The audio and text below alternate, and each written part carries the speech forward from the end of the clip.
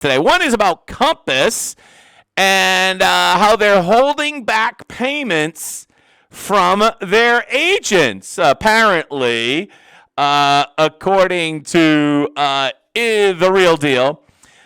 $97 million. Compass owes its agents due to deals closed at the very end of the quarter that the company couldn't pay out, according to Compass executives, either because it hadn't received the money from the sale or because there wasn't enough time to process the commissions before quarter's end, according to therealdeal.com. I noticed, by the way, notice how above that is a sponsored ad for unpaid commission claims from some law firm. Somebody's buying some AdWords.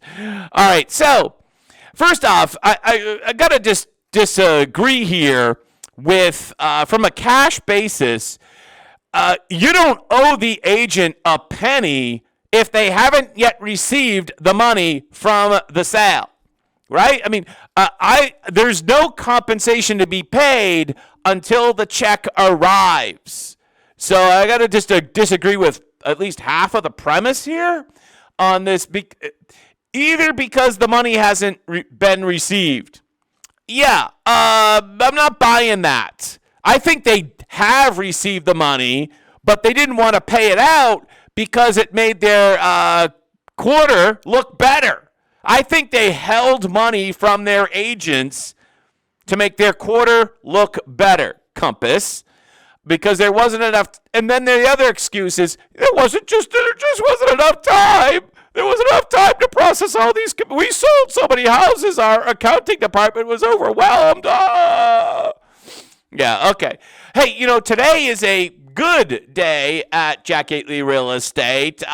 We actually have 3 commission checks going out just this one day, which is somewhat, it's a small agency, 30, 35 agents, and it's somewhat unusual that we actually have 3 commission checks going out on one day. I want to talk to you about actually how we do it here at a small agency, and I'm sure this is much more complex at Compass or some big agency with 100 agents or 300 agents or thousands of agents, right? It's got to be more complex at a bigger thing. But let's just take this deal here. This check arrived yesterday. It was underneath the door when I got in yesterday. Someone dropped it off. My agent actually dropped it off. She slid it under. I wasn't here. She slid it under the door, that door right there. So when I came in yesterday morning, it was here. And what do we do with it? Well, we mobile deposited it with Bank of America, and voila, not a problem. Next check here was a cashier's check that came in the mail. Mobile deposited that yesterday, and this other one was a regular check that came in the mail. So all that came in yesterday, which is a great day, good day for Jack Gately Real Estate and its agents. So we mobile deposited all 3 of those checks right on the desk, right over there. And then first thing this morning, I came in to make sure those checks had cleared and deposited into my account. That was 2 seconds to double check that the money was actually there. And then after this video, I will write 3 checks and send these out. I always like to, by the way, give my agents the opportunity if they want to pick up the check at the office rather than have it mailed. But I checked with all these people, and 2 of them are always getting checks, and I know they want them mailed. And the other person definitely wants it mailed. So, but I checked with all 3 of them, and we're mailing them. And so how long does that really take, Compass? It just takes me it's the next day, right? Once I get the check in, check's clear. Almost, I don't want to say immediately, but the next business day. I'm old enough to remember that if you wrote a check and gave it to someone on Monday and they cashed it on Monday, it might not actually go through the banking system till Friday. You might not actually see the debit from your account until Friday. Or you might not see the money show up in your account for several days. That was very common in the 1990s.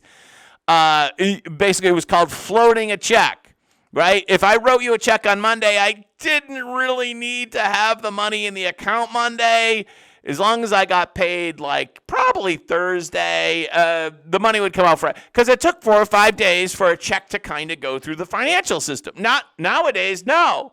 Except if it's like, 40, 50 grand, then there are some checks that take longer, or they hit some type of risk matrix. It takes longer. But most of your run-of-the-mill $10,000, $20,000 checks clear the next day. But you always want to check. If you're a broker, you always want to check that it did clear before you write the commission check to one of your agents or to another agency.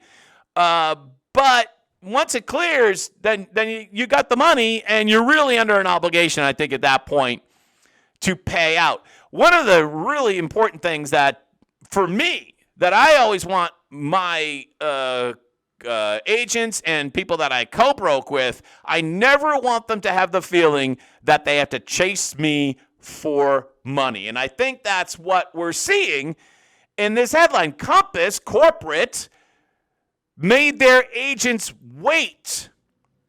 Sometimes maybe it was only a week or two or whatever.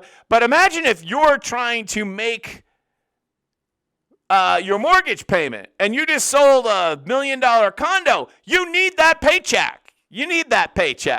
And Compass is basically dragging their feet. Compass is dragging their feet and not paying you to make their quarterly numbers look better. Why do you work at a place like this? I just don't know. So, boy, what an awful thing to have your own agency treat you like that.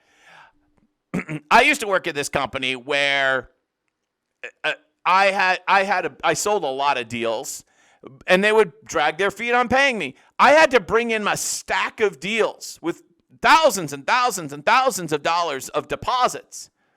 And I'd say, do you want these? And they were like, of course. Well, here's my spreadsheet. You owe me 3 weeks pay or whatever it was.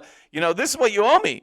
And they'd be like, well, can't we have I need the deals to pay. No, no, you pay me. I already brought in the money for all of that. It's nothing more demoralizing as a salesperson to have to fight your company to get paid for what you already earned. So shame on you, Compass, for doing that.